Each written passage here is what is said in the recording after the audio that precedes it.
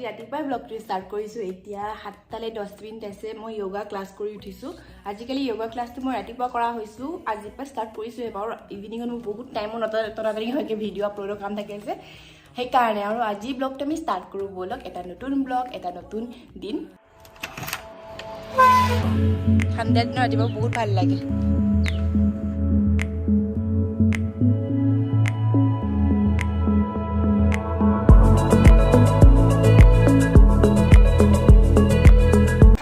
লৈছোঁ আৰু আজি ব্ৰেকফাষ্টত আছে দাল তৰকা, ৰুটি আৰু এটা মিঠা দৈ। আৰু এইটোতো ইপিগেমে মিঠা দৈটো হয়, ট্ৰাই কৰি চাবচোন, খাবলৈ বহুত টেষ্টি হয়। মিচিকে নিজৰ ব্ৰেকফাষ্ট কৰিলে, ব্ৰেকফাষ্ট কৰি এনেখন কৰি আছে আৰু সেইটো আইচক্ৰীম বুলি ভাবে।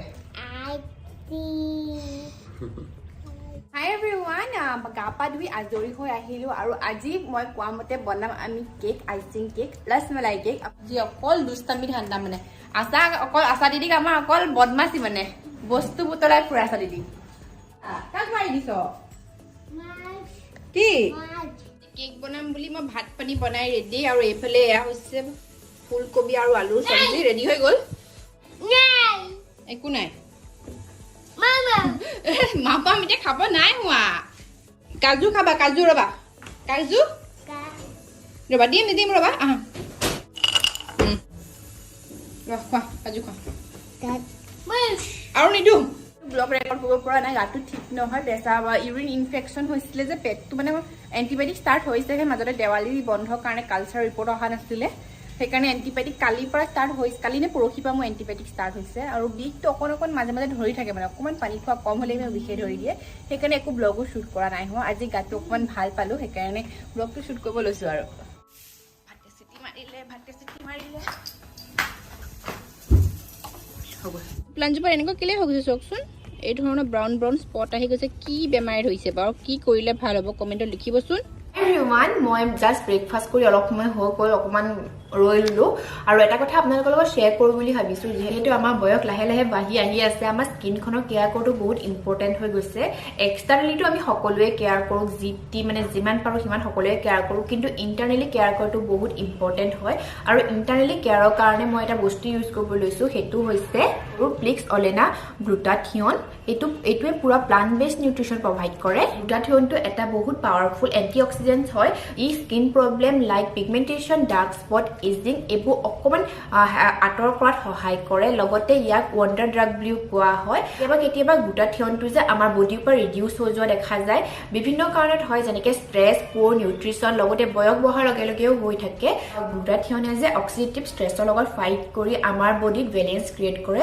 লগতে প্লিক্সৰ যিটো গ্লুটাথিয়ন হয়, এইটো ব্লেণ্ড হৈছে glutathione, hyaluronic acid, vitamin C, vitamin E, লগতে ইয়াত আছে বেৰী ব্লেড আৰু only one in the country, য'ত এটা টেবলেটতে আপুনি সকলোখিনি বস্তু পায়। এইটো খাবলৈও বহুত ইজি হয়, লগতে ইয়াৰ টেষ্টটো ৰিফ্ৰেছিং হয়, লগতে ইয়াৰ যিটো এবজৰ্পশ্যন পাৱাৰ হয় বাকী টেবলেটতকৈ হাই হয়।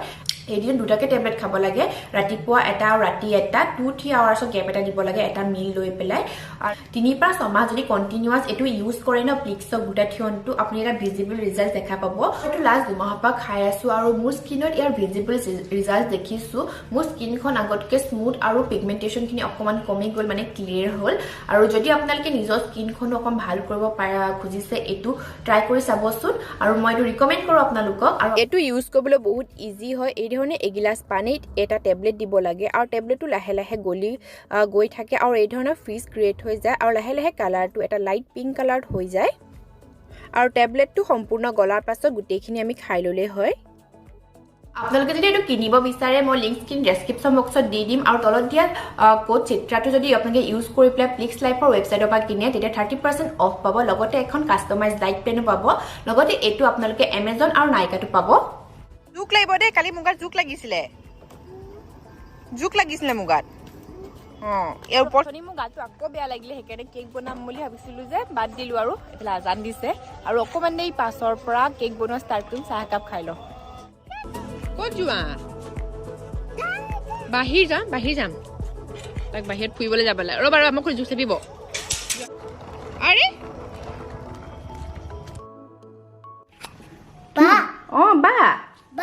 বা হেপী বা কচোন, হেপী বা আহা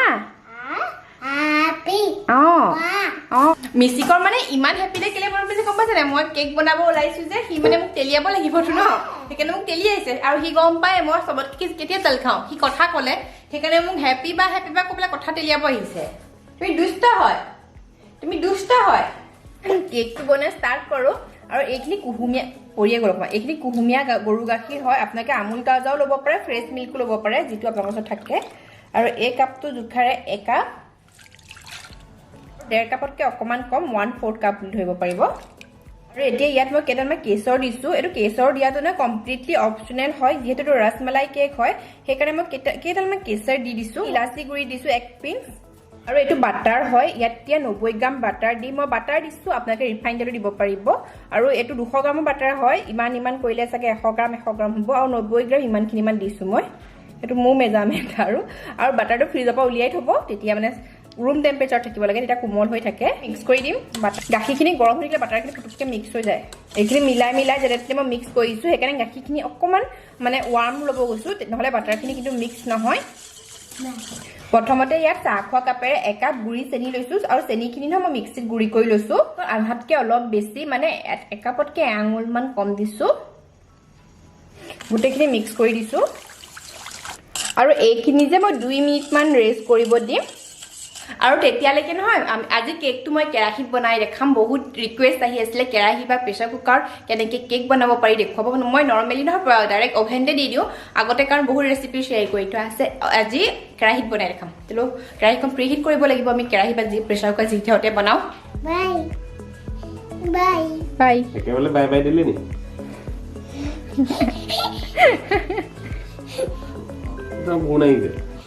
এতিয়া কেৰাহীখন মিডিয়াম ফ্লেমত এই ধৰণে 10 মিনিট মই প্ৰিহিট কৰিম তেতিয়া অভেনৰ নিচিনা কাম কৰিব এইফালে অকণমান থৈ দিয়াৰ কাৰণে কেঁচা কেইডালে অকণমান কালাৰ আহিছে নিজৰ এতিয়া ময়দা দিছোঁ চাহ খোৱা কাপেৰে 1 কাপ 2 কাপ কাপটো জোখাৰে 1/4 কাপ আধা কাপতকৈ অকণমান কম সৰু চামুচেৰে 1 চামুচ বেকিং পাউডাৰ দিছোঁ 1/4 চামুচ বেকিং চ'ডা দিছোঁ যদি ৰিফাইন তেল ইউজ কৰে অকণমান নিমখো দি দিব এচিকুট গোটেইখিনি চালিম মই এবাৰতে গোটেইখিনি চালি নিদিওঁ অলপকৈ চালিম তাৰপিছত মিক্স কৰিম সেনেকৈ তেতিয়া বস্তুখিনি ধুনীয়াকৈ মিক্স হয় আৰু মানে দিগদাৰ নহয় নহ'লে কেতিয়াবা গোটা পাতি যায় আৰু মিক্স কৰিবলৈ বহুত দিগদাৰ হয়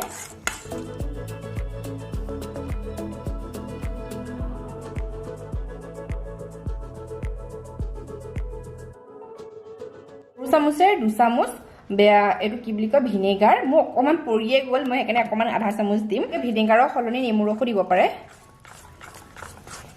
সেইখিনি হৈ গ'ল মলটোত মই চাৰিওফালে ভালদৰে ৰিফাইন তেল সানি ল'লোঁ আৰু এখন বাটাৰ পেপাৰ পাৰি লৈছোঁ যদি আপোনালোকৰ ওচৰত বাটাৰ পেপাৰ নাথাকে নৰ্মেল পেপাৰ পাৰিলেও হ'ব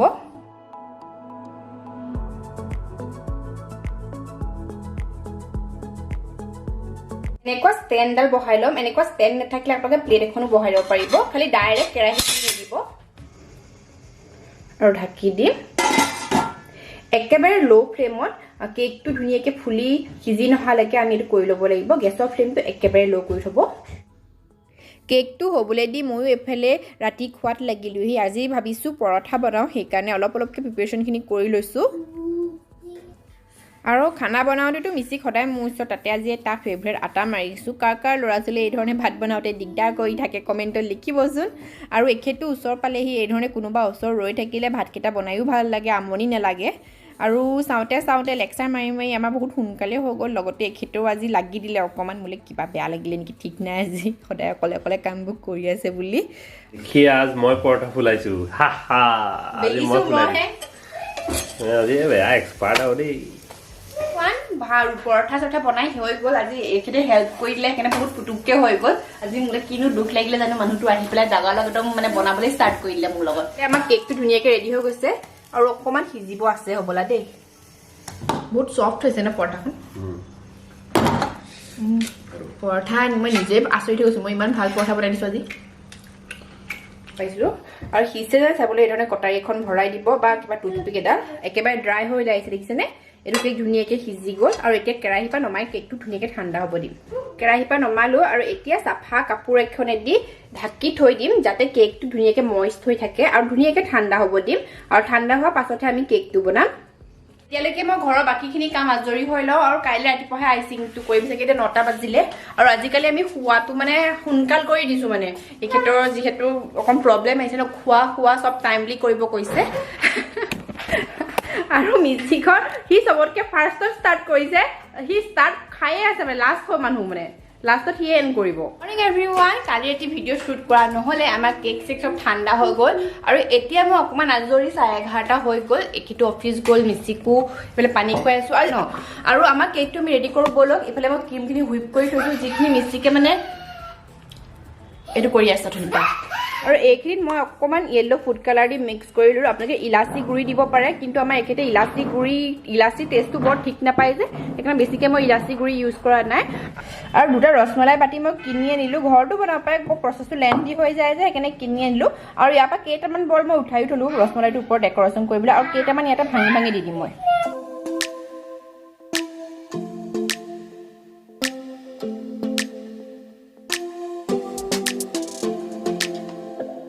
I don't think we got enough time to sort out all the fights, to sort out all the lies.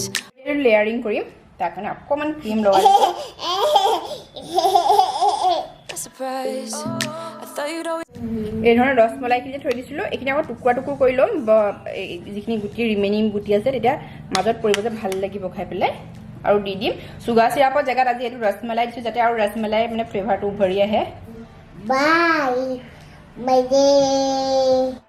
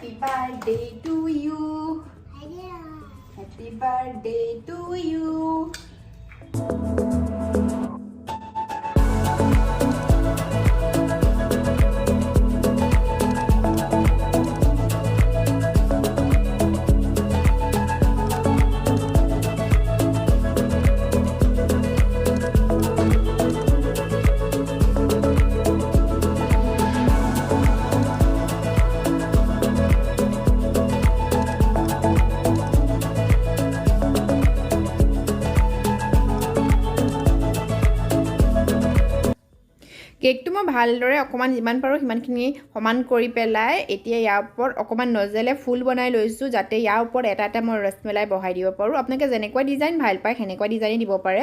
মই ভাবিলোঁ এনেকুৱা এটা চিম্পল ডিজাইন দিয়ে বনাওঁ, চিম্পল ডিজাইনবোৰ বেছি ভাল লাগে।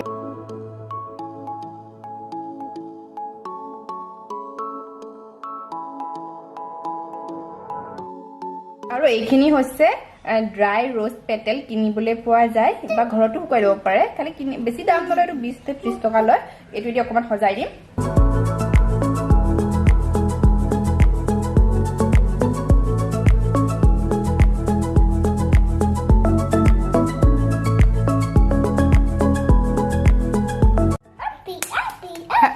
বাপৰে, হেপী বাৰ্থডে পাতিহে তত পাইছে। এইবোৰ মিচিকে আধা খাই হেৰি কৰে তুমি। মিচিকে মানে কেকটোৰ ওপৰত ইমানেই অপাৰেশ্যন কৰিলে, মাজতে আঙুলিটো এনেকৈ ভৰাই দিব, এইফালৰ পৰা চিকুটিয়েই নিব। এইটো যেনে তেনে ৰেডি হৈছে। ইয়াক সোনকালে মই ফটো চটো মাৰি ৰেডি হওঁ, নহ'লে এইটো মোৰ কেক হৈ নাথাকে আৰু।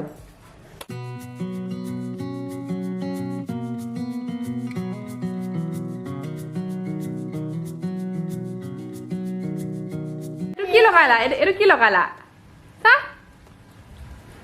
এইটো কেলে লগাই থৈছা? এই ডলজনী ইয়াত কেলে পাম? এইটো ৰসমলাই কেকহে হয়, ডল কেক নহয় নহয়। এইটো কেনেকুৱা লাগিব? কেকটো বনাওঁতে যিখন সংঘৰ্ষ মানে কৈছোঁ নহয়। এইফালে ল'ৰা মানে কিবাৰ হেৰি কৰিছে ঠিক নাই, কৈছে মই ফটো মাৰিলে দিগদাৰ নাই, কাটিবলৈহে আছে পিছে। আৰু এই পিচ হৈছে আমাৰ ৰসমলাই কেকৰ ভিতৰ ভাগ। দেখিছেনে একদম গোটেই ক্ৰিমি হৈ আছে, জুচি হৈ আছে।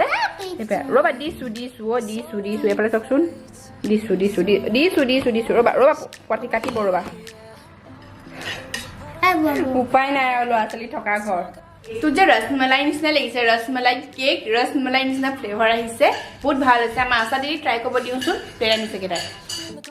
toes. Baby, going down, down, down, down, down. Baby, going down, down, down, down, down. Tried so hard to stay.